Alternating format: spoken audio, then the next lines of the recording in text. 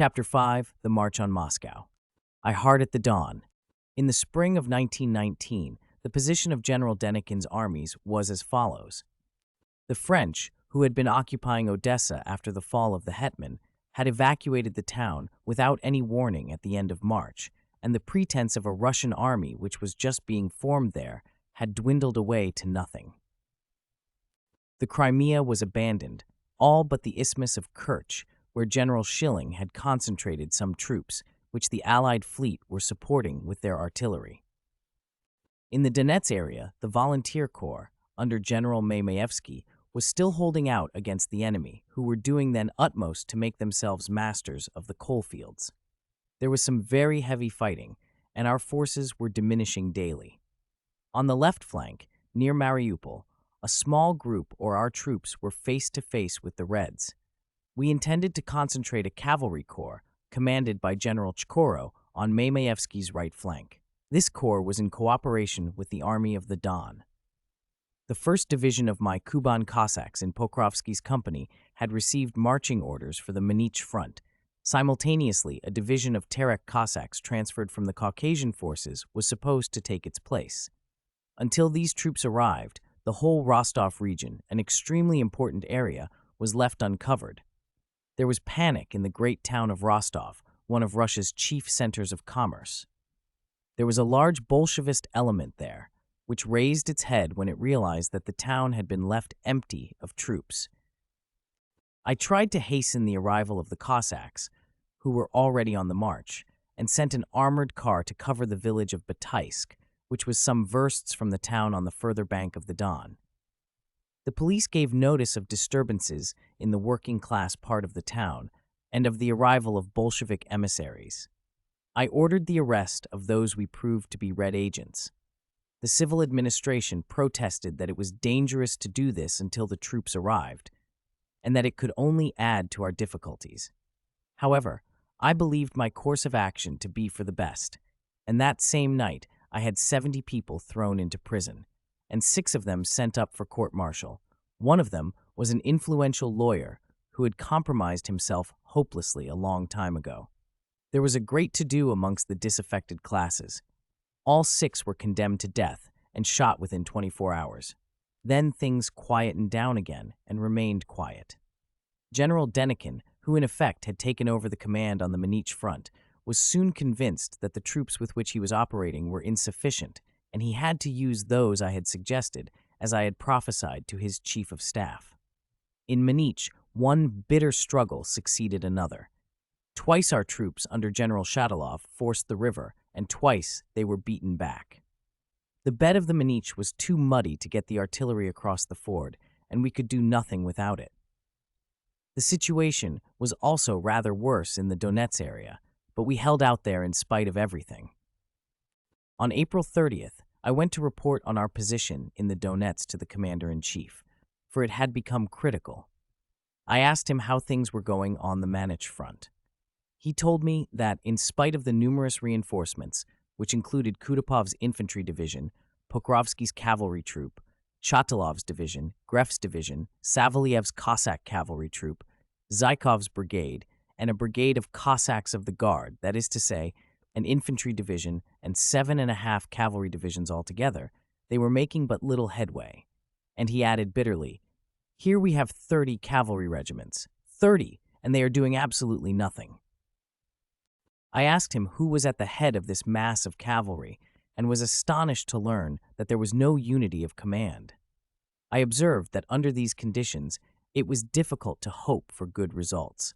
To achieve anything, there had to be one mind to coordinate the action of the cavalry. "You are quite right," said the general, "but no general will submit to the authority of any other, for they are all equal." I was much struck by the commander-in-chief's reply.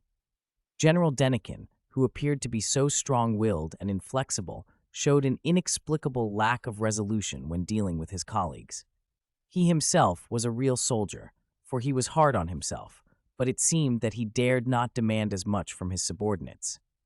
In this instance, he could not bring himself to put one general under the orders of another. General Romanovsky was present at one interview, and said to me, Help us, and the cavalry will achieve unity. All the generals would obey you cheerfully. I was certain that only coordinated action by the cavalry could end this unlucky campaign, which had lasted too long already, and I liked the idea of controlling great masses of cavalry and making them play a leading part. So, although I was still ill, I consented to take over the command. I sent for several officers and my horses and went to the Manich front. I took stock of the situation from a church tower. The enemy forces were massed in a large village, Velikonia, and on its outskirts, on the northern bank of the river. The thoroughfares on the south and west of the village were defended by trenches. The enemy's artillery was powerful. It was impossible to force a passage. To the east, the Reds had only a very small observation corps. But the river was so shallow there that it was more like a swamp than a watercourse, and so muddy that the artillery could never be got across the ford without sticking fast. And without artillery, we could achieve nothing, as we knew from experience. I decided to improvise a causeway, using the numerous wooden fences to be found in the neighboring villages. They had to be fastened together to form a floor, which could be put down over the mud to act as a magic carpet for the artillery. It had to be held under the water very firmly, otherwise it would rise to the surface. Indeed, it needed to be pinned down with heavy weights. I ordered an experiment to be made on a dirty little lake in our rear. The experiment was very successful, and I had a large number of these platforms made. 18 kilometers to the east of the village, I found a suitable spot for the crossing and gave the necessary orders. We fixed the attack for May 4th. I reached the spot at nightfall. The regiments arrived one after the other. They were working the whole night long, and at dawn the crossing began. The bare, flat steppes, covered with briny pools, seemed endless. The regiments, which had already crossed the Manich and were marching in single file, looked like a gigantic snake crawling across a desert. By midday, 2 cavalry corps and all the artillery had crossed the river, and in the distance, our advance guard was driving the enemy back towards the west. General Chatiloff took several trenches and more than 1,500 prisoners that day. Our bivouac was not pleasant. It was a very cold night, and we had not a stick or a bundle of straw with which to light a fire, nor had we a drop of drinkable water for the men or horses. Nobody slept that night. The battle began again at dawn. The enemy put up a desperate resistance, but in vain. General Pokrovsky forced them to fall back on their base. His men were occupying the farms where once the great studs which had furnished our cavalry with remounts had been kept. They had been very prosperous farms, but now they were nothing but a heap of ruins. The houses were roofless and windowless, the gardens trampled down, the sheds doorless and full of rusty, broken agricultural implements. An enormous number of dead oxen and horses littered the pastures and polluted the air. The attack on the whole front was to begin at 5 o'clock. An unusually high haystack, the size of a 2-story house, served me as an observation post. I could see the artillery firing on 2 sides and the cavalry divisions taking up their position. Our aircraft was circling over Velikonia. On the left flank, our 1st Division set off at a gallop amidst thundering cheers and disappeared behind a hill. General Pokrovsky's corps was getting into battle order. Suddenly, I heard guns in our rear. One of General Zykov's orderlies came to tell me that great masses of enemy cavalry had turned our right flank. With the help of my field glasses, I could see the Astrakhan Cossacks of Zykov's division marching to their help. Shells were bursting all around them. Suddenly, the Cossack ranks broke and turned tail. I leapt into my car, turned to Pokrovsky's corps, and sent a division to meet the Reds, who were driven back. Once more, the troops bivouacked on the spot. The enemy's reinforcements had come up and could have put us in a very awkward position at any moment. There was only one way of retreat open behind us, and only an inadequate fortress on the right bank of the Manich, and I had no fresh reserves. On the 6th, we resumed the offensive. For 3 days, my troops had scarcely slept and had eaten no hot food. The horses had had nothing to drink. Both men and horses were exhausted. But we had to finish the job, cost what it might. I spoke to the men, and I saw that, in spite of their weariness, they were doing their work. The artillery opened the attack, and I harangued the troops, had the colors unfurled, and drew up the men in battle array to the sounds of music, as though it had been a parade. The bugles rang out, the standards floated on the breeze, swords flashed in the sun, a lusty cheer went up, and the mass of cavalry charged, soon to disappear in a whirlwind of dust. The enemy lost many men and horses, the defeated units wavered, and began a hurried retreat. Veliko-Kniegeskaia, which had held out for so long, was taken. There was no longer any danger of our forces being cut off from Caucasia, and the 10th Red Army was wiped out. In the last 3 days, we had taken 15,000 prisoners, 55 guns, and 150 machine guns. Now there was nothing to prevent us from marching on Tsaritsyn and then on to the Volga. The enemy were in flight northwards, blowing up the bridges and destroying the railroads as they went. I ordered Chatilov's company to pursue them. The next day, I entered Veliko-Kniegeskaia, where Chatilov had already established his headquarters.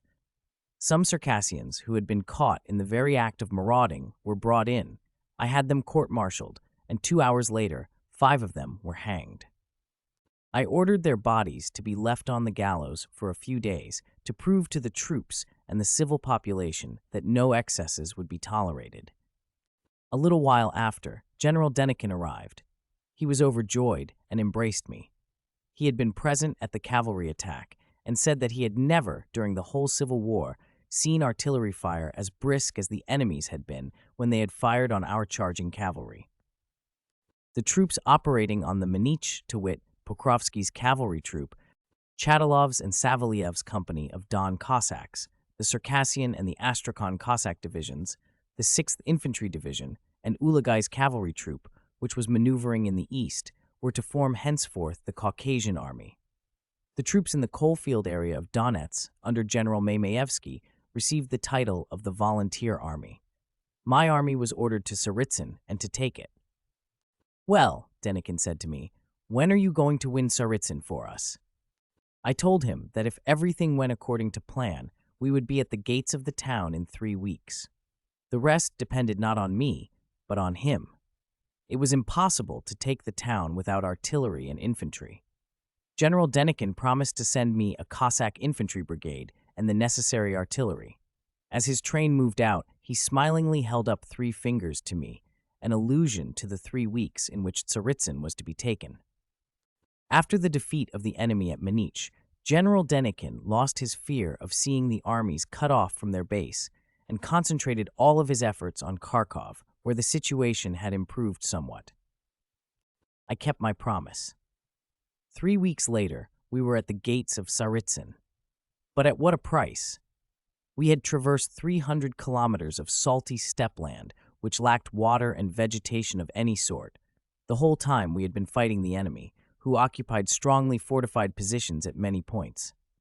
The nearer we got to the town, the more stubborn was the resistance of the Reds, whose ranks were constantly being reinforced by the arrival of fresh troops.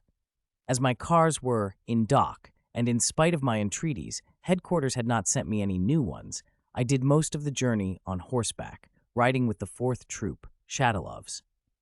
For days we saw neither houses nor people, nothing but a few signalmen's huts, and most of these even were abandoned. Sometimes a convoy of wounded would pass us, hundreds of carts drawn by camels, which scarcely seemed to move, so slow was their pace, and they still had hundreds of kilometers to cover, weeks to travel, before they reached their destination. The grilling sun beat down on the poor wretches lying there in the carts, which were devoid of hoods and springs.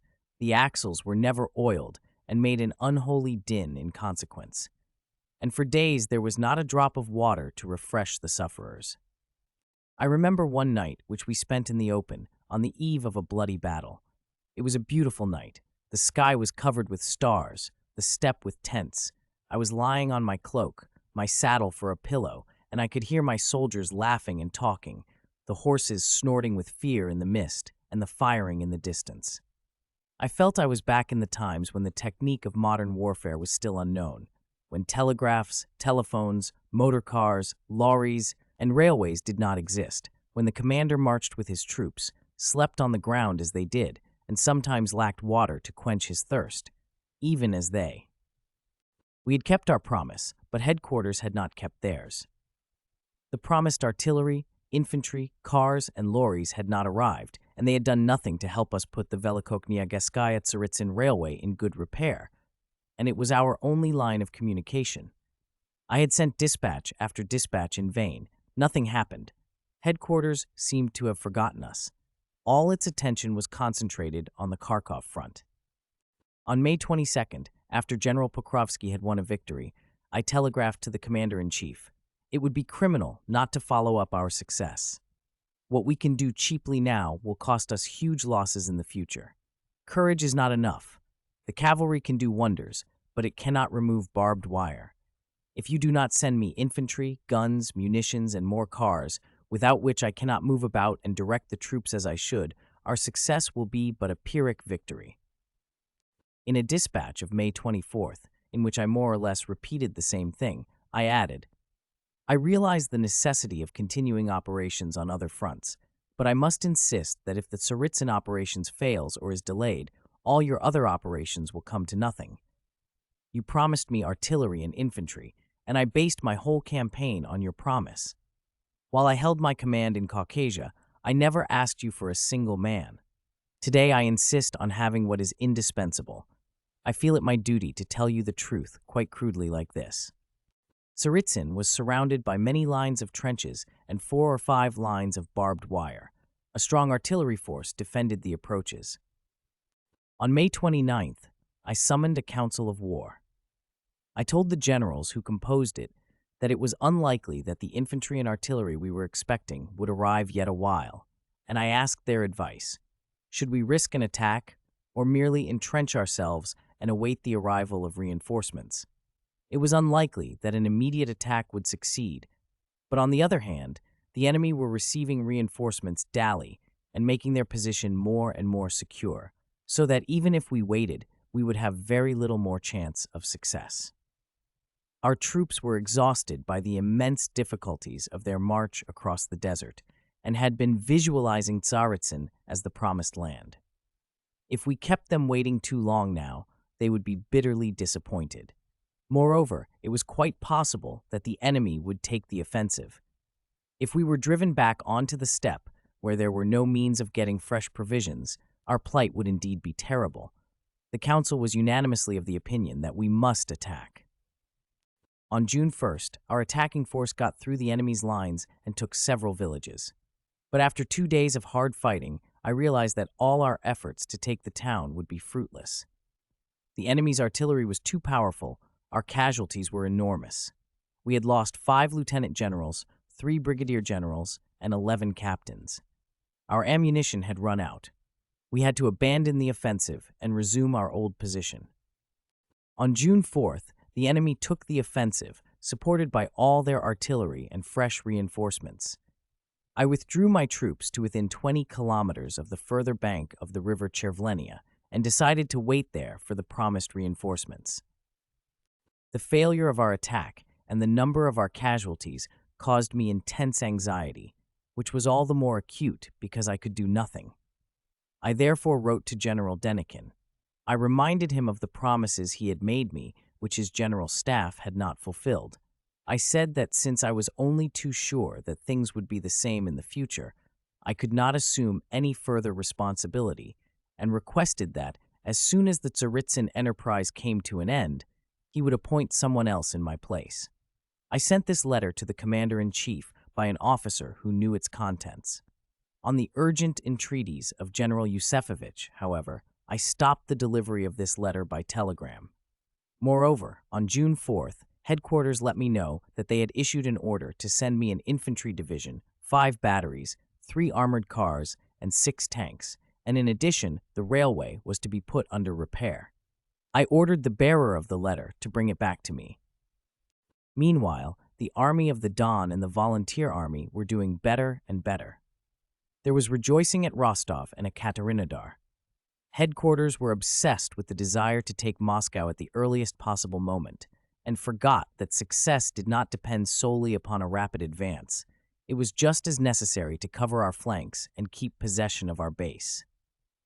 General Maevsky, who had recently been appointed to the command of the volunteer army, was a good officer and knew his job. He got on well with his subordinates and men. If he had not worn a uniform, you would have taken him for a comedian from a little provincial theater. He was as round as a barrel and had a chubby face and a bulbous nose. He knew how to make himself pleasant, and success had not robbed him of his hearty manner. But his conduct at his headquarters in Rostov roused the indignation of every honest man. His orgies brought discredit on the army and on authority in general. The rear of the army was always badly organized.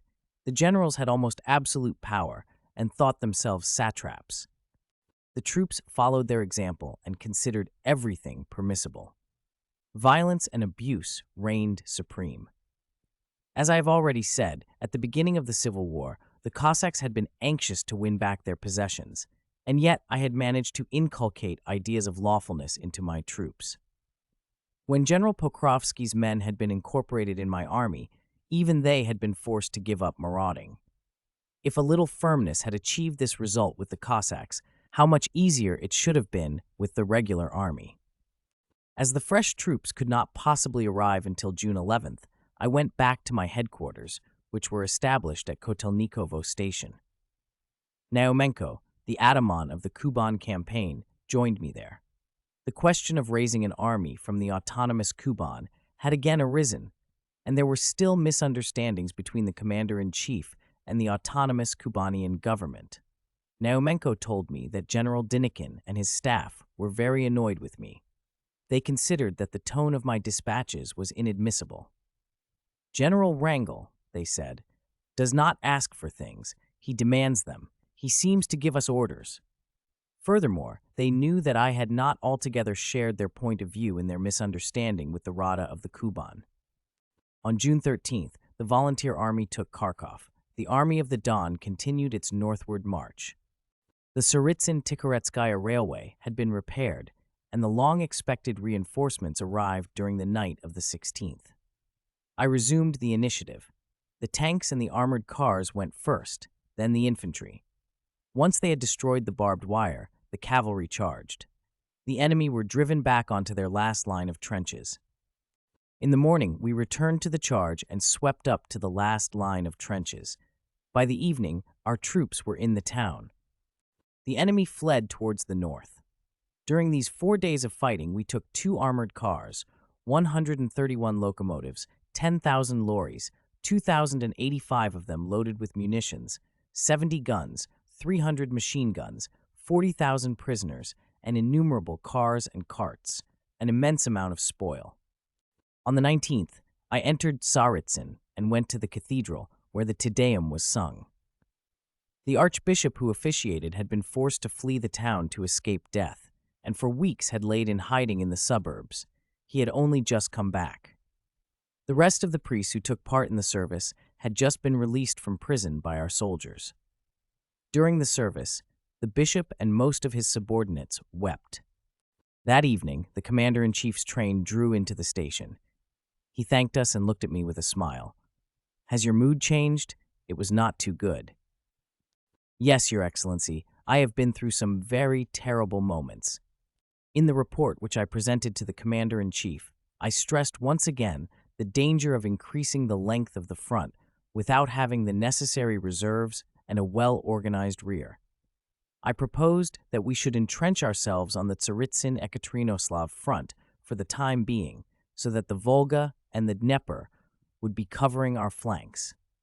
Then we could detach the troops necessary for operations in the southeast in the direction of Astrakhan, and at the same time concentrate 3 or 4 cavalry troops at our center round about Kharkov.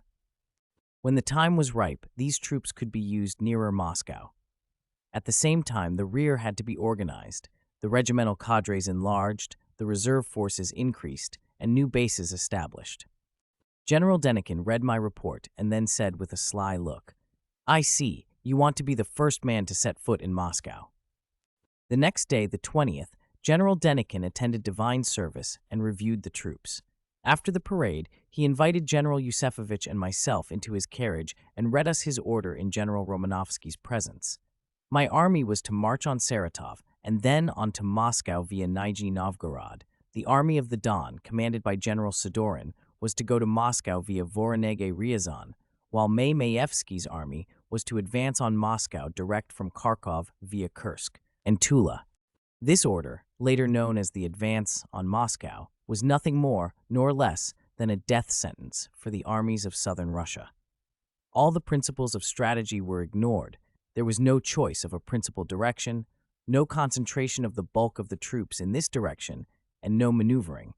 It merely prescribed a different route to Moscow for each of the armies.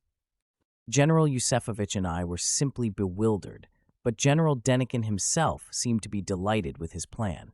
When we had read it, he added merrily, "Yes, we are going to advance on big lines now. I shall have to use a larger-scale map for this campaign." As General Yusefovich had been appointed to the command of an army corps, I asked the commander-in-chief to give me Chatilov, whom I had known for a long time, for my new chief of staff. On the Volga, my army had sustained heavy losses. The long-expected reinforcements had not come from the Kuban. General Denikin had ordered an infantry division and the division of Terek Cossacks to rejoin the volunteer army. The troops that remained with me were exhausted after their 300-kilometer march across the desert and their 40 days of incessant fighting. I asked the commander-in-chief to grant a few days' delay to give the troops time to recover. "Certainly, take 15 days," was the reply. I gave the necessary orders, but 2 days later, I received orders to continue the pursuit of the enemy immediately. At once, I sent off the First Corps of Kuban Cossacks, who were less tired than the others, in the direction of Saratov, but they were checked at Kamychin. After the defeat of the Reds at Tsaritsyn, the remnants of their 10th Army had fallen back on this town, where numerous reinforcements from Moscow had joined them. Also, several divisions of the Siberian Army, which was opposing Kolchak, had been ordered there. The Red artillery was strong and was reinforced by the whole Volga fleet. As the 1st Company could not take the position alone, I sent the 4th Cavalry Corps to join it, whilst I myself went to Ekaterinodar to see about the reinforcements I should have received from the Kuban. The commander-in-chief received me in the presence of General Romanovsky. I told him about the condition of my troops. My Cossack regiments only numbered 500 to 600 men, and the reinforcements had not arrived. The general staff was too large for this small contingent. If the effectives could not be increased, it would be best to discharge some of them and make my army into a regiment. The general told me that he could do nothing, and that the Kuban separatists were shirking their duty in not sending me fresh troops. General Romanovsky advised me to come to a direct arrangement with the Cossack leaders. I replied somewhat dryly that this was not within my province. I commanded an army, and to negotiate with the Kuban government was outside my sphere. The commander-in-chief ordered Romanovsky to call a meeting of the Cossack leaders and to confer with them in my presence. The next day, General Romanovsky, the quartermaster general, the Ataman Filimonov, his colleague, Naumenko, and I met to discuss the question of the Cossack reinforcements from the Kuban. The Ataman Filimonov began by saying that the Cossacks were annoyed because their request for a Kubanian army of their own had not been granted, and General Denikin's promises on the subject had not been carried out. If their request was granted, the whole country would be satisfied, and the reinforcements would be forthcoming. General Romanovsky replied that the Kuban government could not produce anyone capable of commanding an autonomous army. "But we are not asking that," said Naumenko. "Our troops are nearly all under the command of the commander-in-chief of the Caucasian army. He is not a Cossack by birth, it is true, but he is popular throughout the country. If he remains at the head of our army, the Kuban government and the troops will be satisfied." I decided to have done with this eternal question once and for all, for it was getting more and more bitter. So I turned towards Naumenko and said, "As commander-in-chief of the Caucasian army, I am not responsible for the Kubanian politics. Were I at the head of this autonomous army, I should be. But the Rada's policy is such that there would be only one course for me to take: order my army to dissolve it." Silence fell, and General Romanovsky hastened to close the meeting. It broke up without having come to any decision. 4 days later, I went back to Tsaritsyn. When we had taken this town, it had been in a terrible state. Most of the townsfolk had been massacred by the Reds, and the houses and shops had been looted. There were several epidemics raging, and the mortality was shockingly heavy. It may have been from lack of labor, or perhaps it was sheer carelessness, but I heard from the residents that 12,000 corpses had been thrown into a gully. By the spring, all these putrefying bodies had poisoned the town. It took quite a week to bury them all. The streets were full of the bodies of dead horses. More than 400 were cleared away. And yet gradually, this town of the dead came to life once more. People who had been hidden, heaven knows where, came out from their retreats. The peasants brought their produce to the market, and the shops opened. The price of provisions fell. I had taken a hand in bringing about this result. Immediately after we had taken Tsaritsyn, I had examined the positions on the north of the town and had constructed the necessary fortifications there. I had sent all the troops I could spare to join those who were already attacking Kamychin, and on July 12th, we resumed the offensive. After 4 days of desperate fighting, the town was taken. We took 13,000 prisoners, 43 guns, 12 locomotives, 1,000 lorries, and a large stock of munitions. General Denikin detached the new contingents from my army to reinforce the volunteer army. Headquarters informed me that the 1st Company of Don Cossacks and the Terek Division were to be taken from me to reinforce the main body of troops. The 7th Infantry Division and the Brigade of Plastonus, which had been promised me, were not to arrive until later on, but nevertheless I was to continue the advance on Saratov immediately. I explained to headquarters that they were asking the impossible. What had I left without the troops they wanted to take from me, as the infantry would not arrive until after the departure of the other troops? Our losses at Tsaritsyn and Kamychin had reduced my effective force to 300 or 400 men. The reinforcements from Caucasia had not yet arrived, and we were short of saddles and swords, whilst our horses had succumbed to foot disease. The Reds in Saratov had received huge reinforcements. The Kuban should have re-equipped my army, but had not done so on the pretext of financial misunderstandings with headquarters. But nothing came of my protest. Headquarters did not withdraw the order, and there was nothing for me to do but obey it. And so I obeyed, fully realizing that however courageous my troops might be, our efforts could only end in failure. The troops advanced on Saratov. Tsaritsyn was alive once more. The shops, restaurants, and cinemas were open. Unfortunately, as so often happens behind the lines, there were cases of excess and debauchery. I was determined to be ruthless in suppressing them. I learned that a group of officers had been guilty of certain excesses in a restaurant, and I had them court-martialed. A captain was condemned to death. The civil governor and the staff officers came to me to beg for mercy for him, but I refused to commute the sentence. He was executed, and his sentence posted up in all the public thoroughfares. Immediately, all excesses ceased. We continued to pursue the enemy towards Saratov with great vigor, in spite of the extreme exhaustion of the troops who were at the end of their tether. I never ceased to bombard headquarters with telegrams urgently demanding reinforcements. On July 26th, the enemy began an offensive. They lost a large number of men and part of their artillery, but they forced our 4th Company to retreat. The next day, this company resumed the offensive and routed the Reds, though sustaining heavy losses. In my report, I wrote that a few more such apparent successes would compel us to fall back on the defensive for lack of combatants. General Pokrovsky's forces had come to grips with a detachment of the enemy's cavalry, which greatly outnumbered ours. After 3 days of bloody fighting, Budenny's Red Cavalry was beaten. But here again we suffered heavy losses, especially in generals and superior officers. Our peril became more and more obvious. The enemy was continually threatening Admiral Kolchak's front. The Reds foresaw their danger if we should occupy Saratov, so they concentrated many divisions there, taking them from the Siberian front. The consequences of General Denikin's strategical errors were now becoming obvious. He had rejected the plan that I had proposed from the very first, after the liberation of Caucasia, and had thrown our troops into the Donetsk coalfield area. Suddenly, circumstances had forced him to transfer a large number of troops to Tsaritsyn, but he was already too late, for Kolchak's army was in flight by then, and the enemy's entire force was massed against us. If only we had had enough troops to enable us to reach Saratov, as we had been ordered to do, we might still have done so before the enemy had had a chance to unite all their forces. But alas, even this was impossible, for we lacked the necessary troops.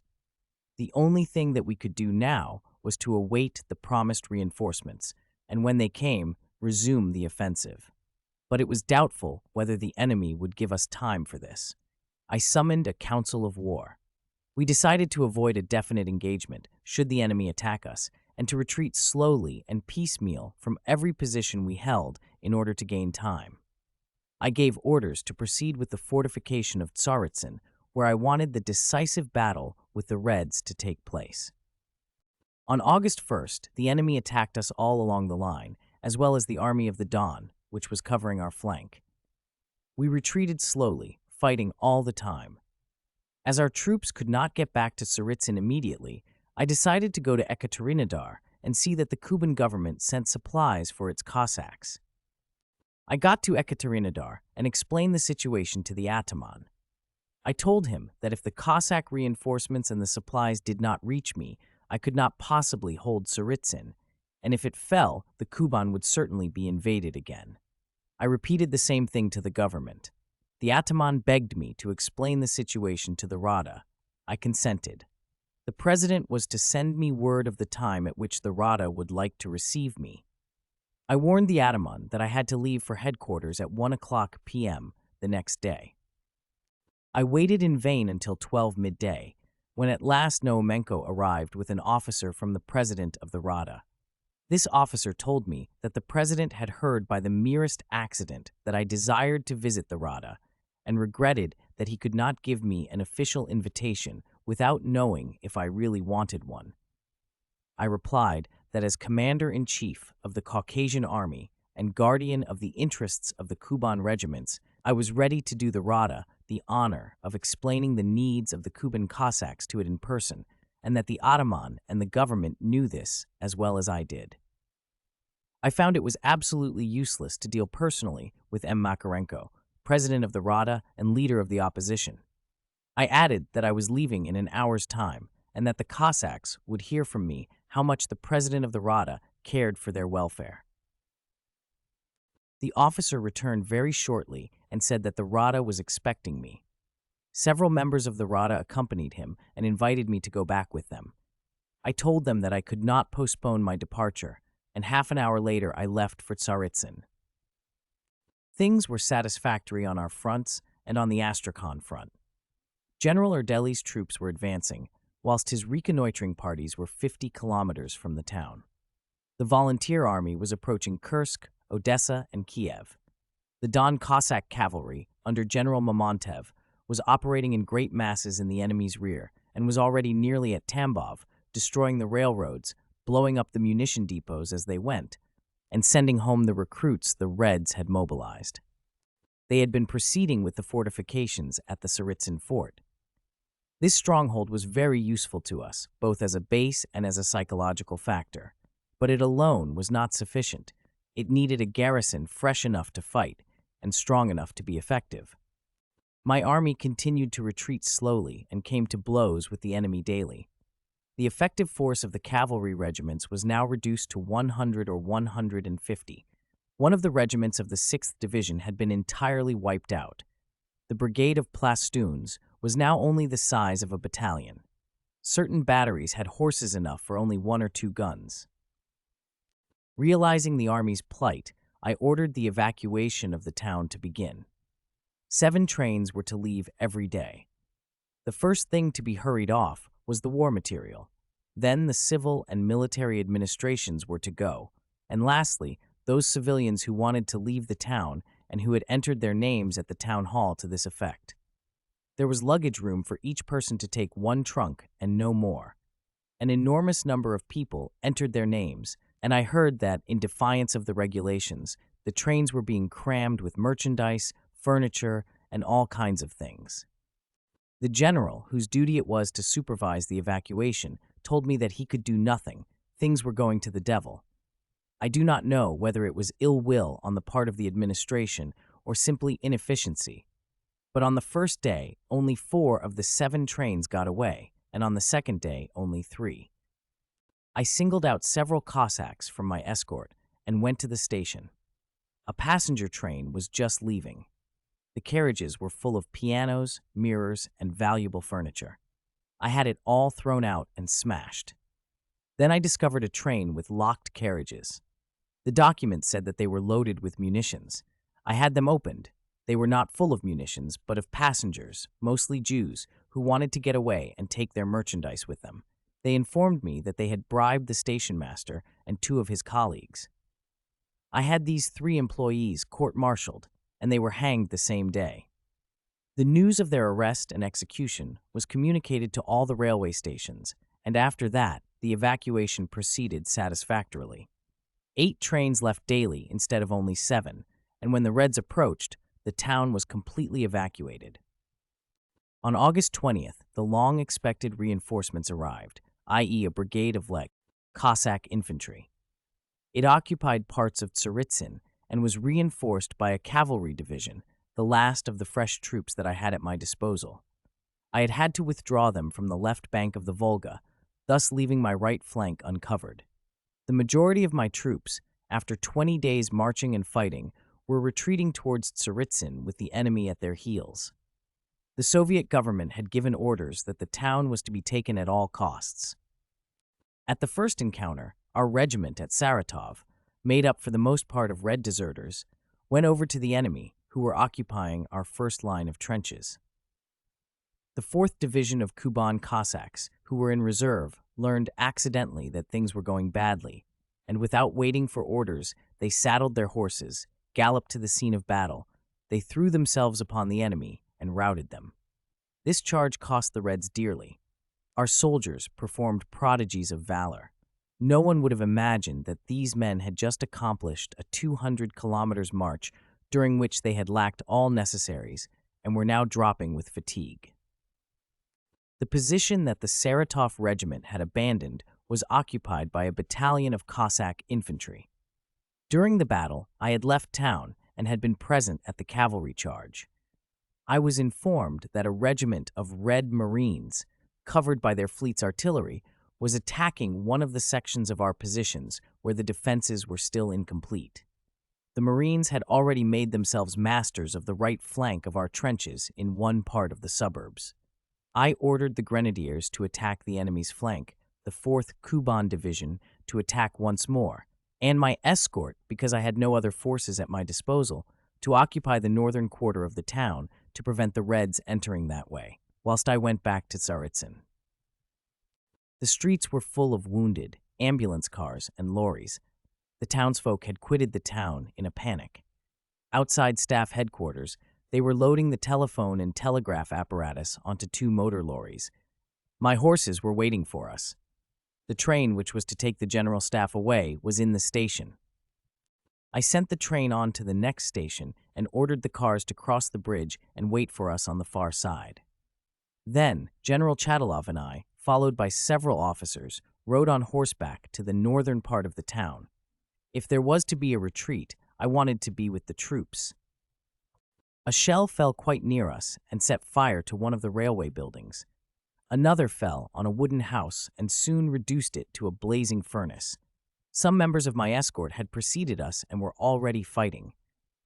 We emerged from the town. Night had fallen and everything seemed quiet. "It looks as though we are still holding out," said Chadilov. "We do not seem to have encountered anybody." Yes, our counterattack seems to have succeeded. By the time we got to a village, it was almost dark.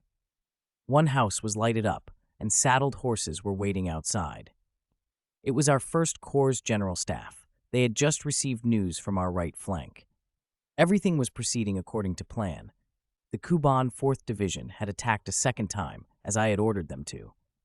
The Cossacks, still drunk with their previous success, had done wonders. They had annihilated a regiment of Marines. My escort had driven the enemy out of the suburbs.